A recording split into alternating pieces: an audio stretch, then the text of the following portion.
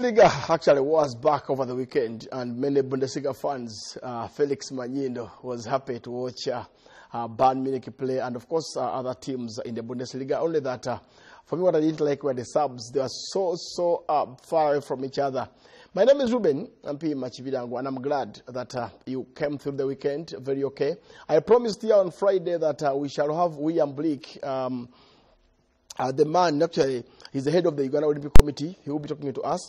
But of course, before I go to Bleak via Skype in Lunguja, let's first watch these interviews that were done by sports greats. That is actually sports personalities or sports administrators. Don Rukali at the National Council of Sports. We have William Bleak from the Uganda Olympic Committee, as well as athletes like Cheptegei and Alima Nakai. Then get back shortly.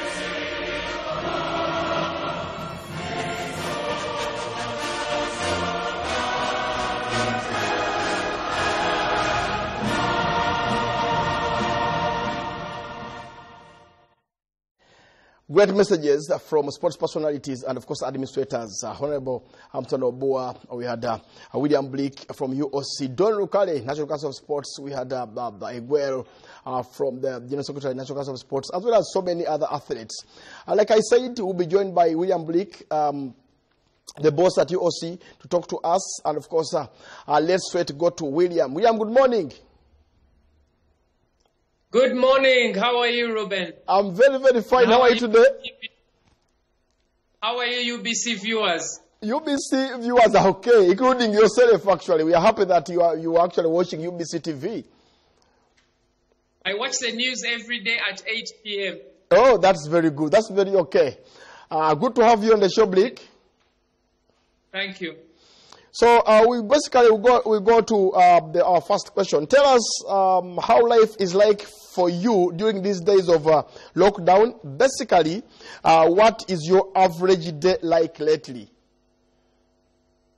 I think it's very difficult for us because we deal with sport, and having sport taking place. The greatest disappointment is the Olympic Games being pushed to 2021. Yeah. And as you know, because of the coronavirus, there has been more than 48,000 sporting activities that have either been cancelled or postponed. Yeah. So you can imagine the number of people that have been affected. And also the loss of income in the sports sector and in the various countries that has also been affected. Just the Olympic Games alone. Okay. The Japanese economy, if the games were to have taken place, it would have been billions of dollars of revenue during the games. So you can imagine the impact that event being taken away. Okay. Similarly, you can also see in Uganda it's affecting us with our clubs like KCC, Villa, etc. If they don't hold games, they don't earn money. The sponsors are not able to release money as well. So it affects everything. Yeah, true.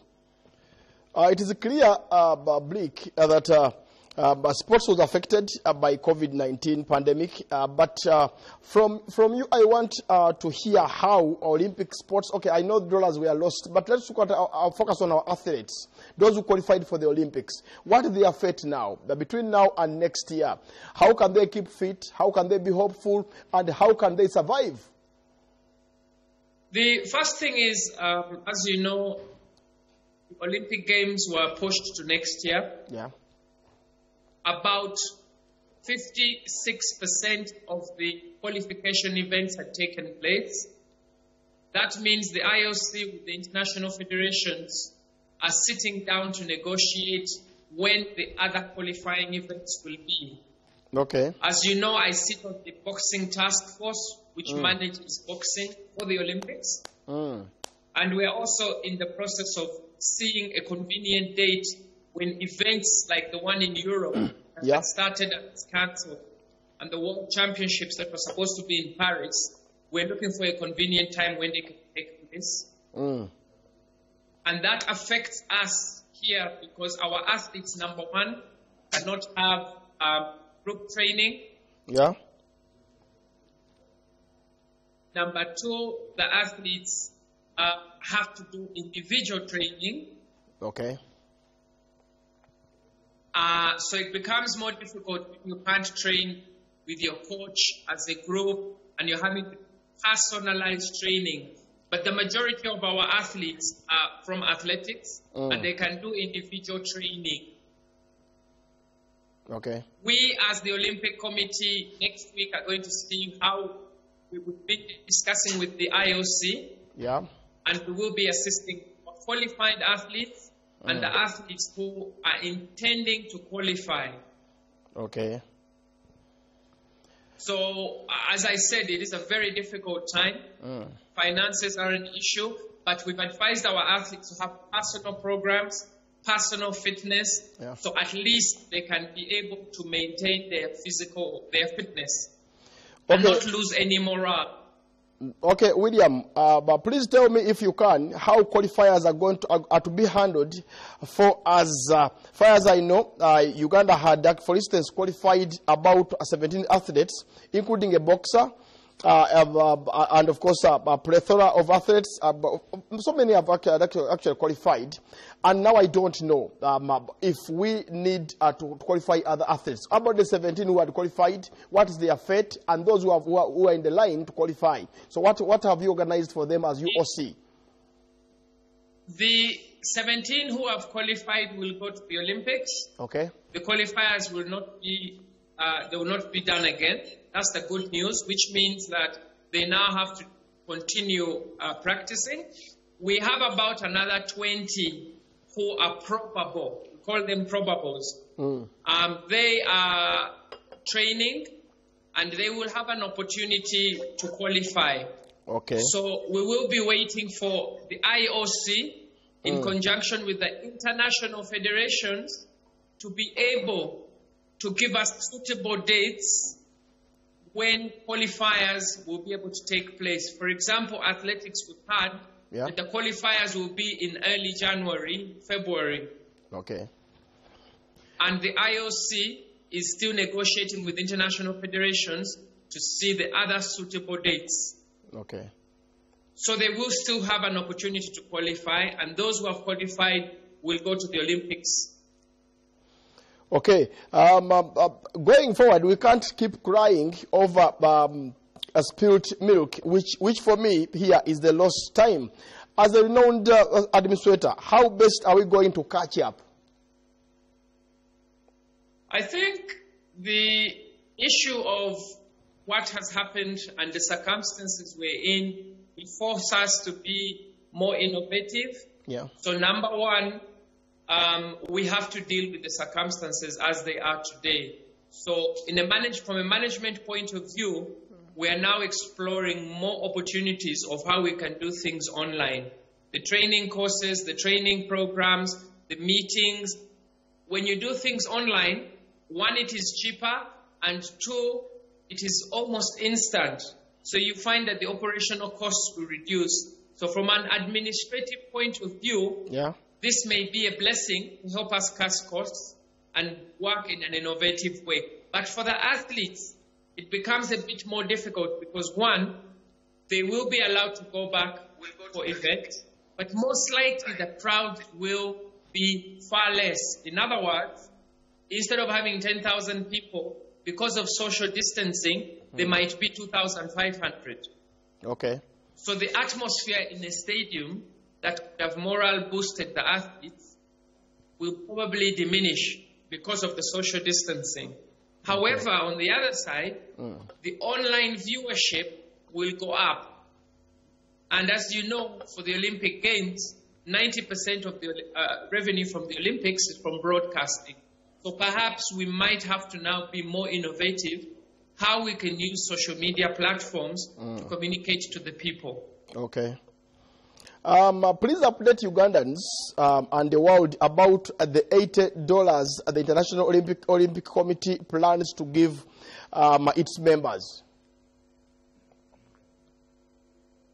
That's news to me. I'm not sure about the $80 plans to give to its members, but I know there is $800 million that has been put aside for assistance to national federations, international federations, national Olympic committees, to enable them to survive through this period and to assist their athletes. So the figure you're talking about, perhaps you've missed a few zeros. Okay. It's $800 million that the IOC has put aside to assist athletes, coaches, and federations and international organizations that manage sport be able to deal in this particular crisis. So Uganda is going to be one of the beneficiaries, and we're going to benefit as follows. Number one, we have about 8 athletes who include Joshua Cheptegei, who receive $1,000 a month, and they've been receiving that for the last 2 years to help them with their training. We have team support grants. For example, rugby was a beneficiary of $100,000, which it was given for Sevens Rugby to try and help them qualify.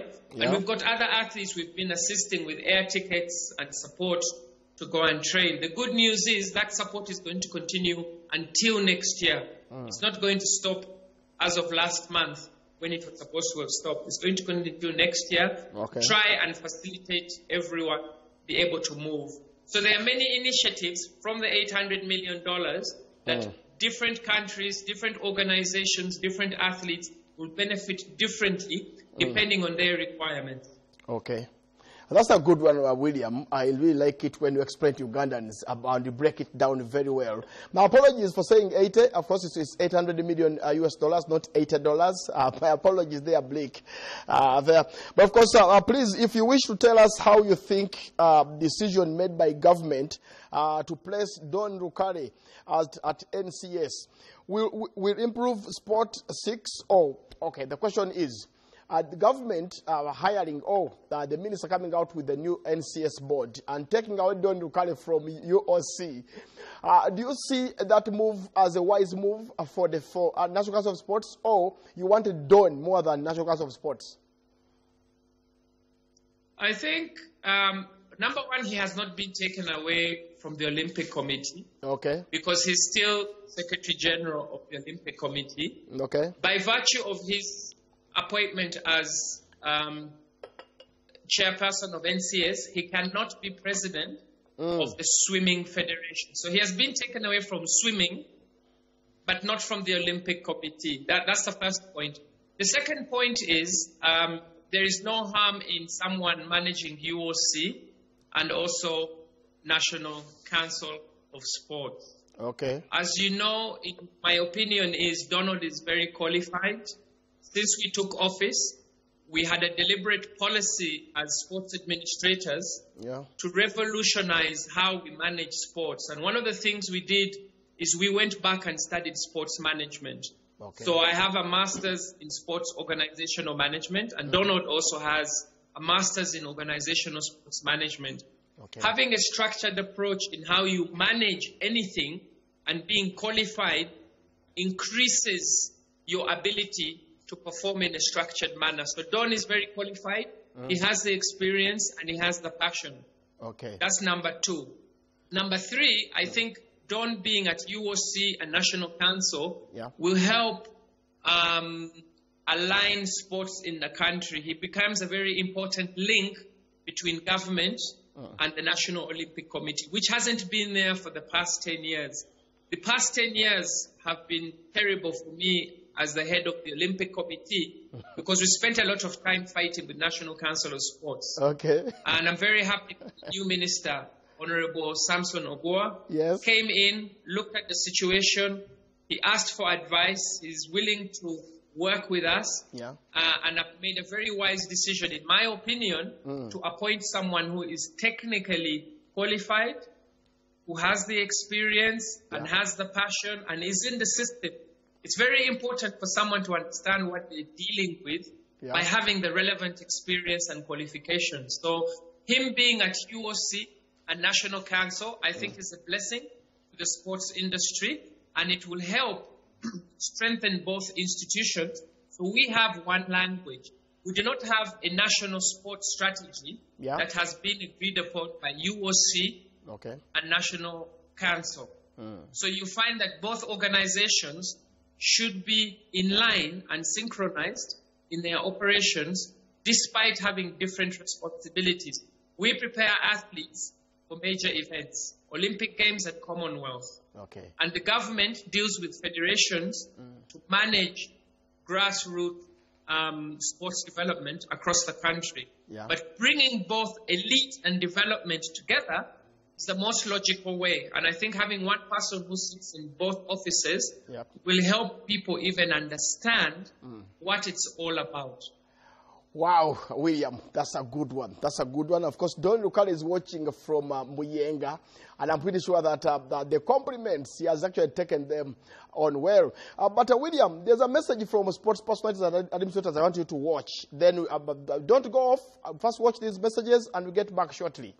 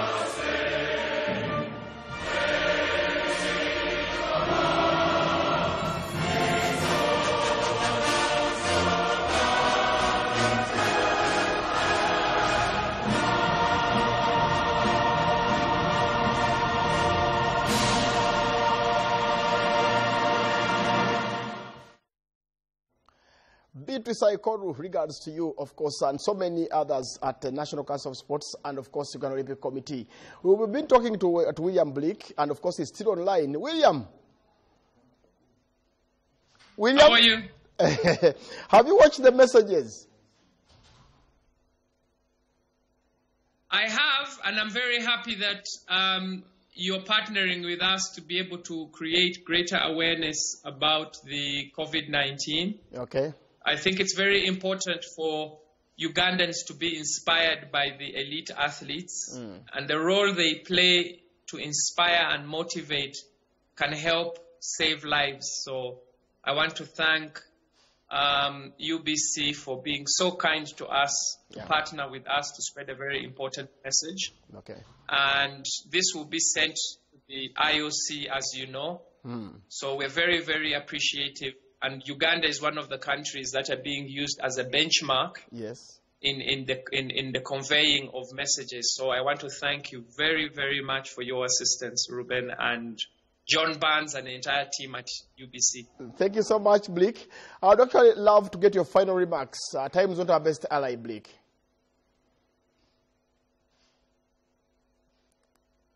My final remarks are, one, tomorrow the president is going to give a nationwide address.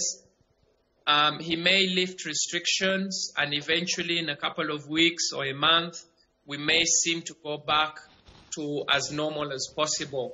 But for me, it's just a word of caution. And even if restrictions are lifted, it will potentially be a more difficult situation because, one, as we stand, there is no cure.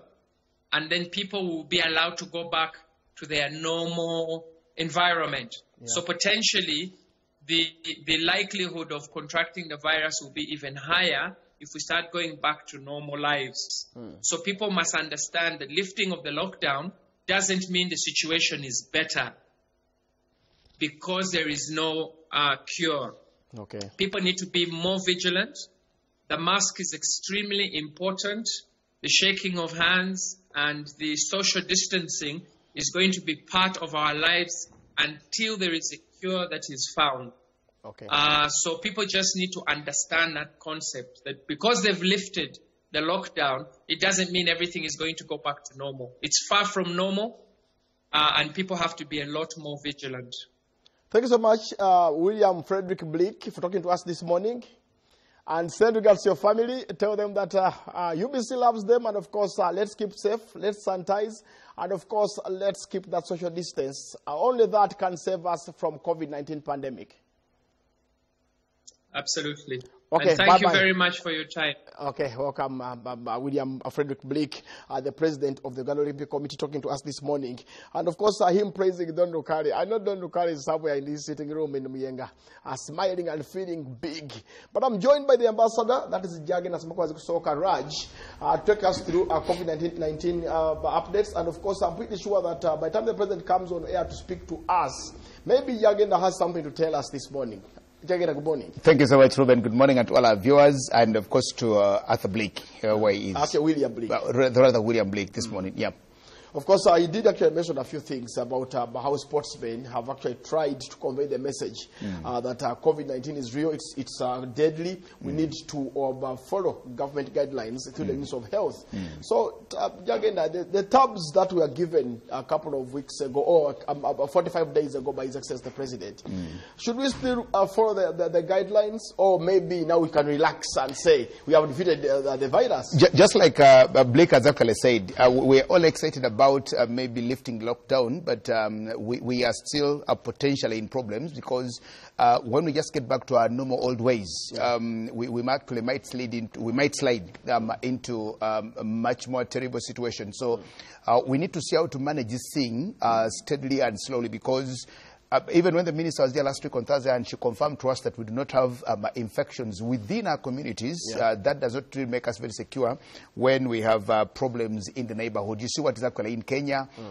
My very good president, Dr. John Pombe Magufuli, is actually saying he might open the schools and all these other places very soon, because if he actually says, the records there say that the toll is actually coming down.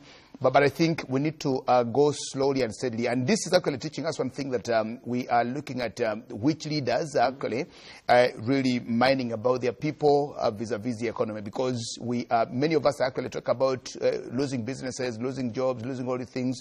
But I would rather lose a job and be alive, because if I am alive without a job, I can actually bounce back. Okay. But if I died with a very big job, then it wouldn't actually serve or help me, or whatever that is. But you know, when you say these things, they will say, you're lucky because you move out every day and go and work and all the things. Yes, but we come and work not in normal ways. You know, we confine ourselves to UBC here as though we have no places to go to or so, whatever that is. But we just need to be very careful and continue. Fortunately, the president is going to speak to us tonight. Okay. So let's wait and hear from him what he tells us, whether he actually adds us more medicine or he reduces on the doses.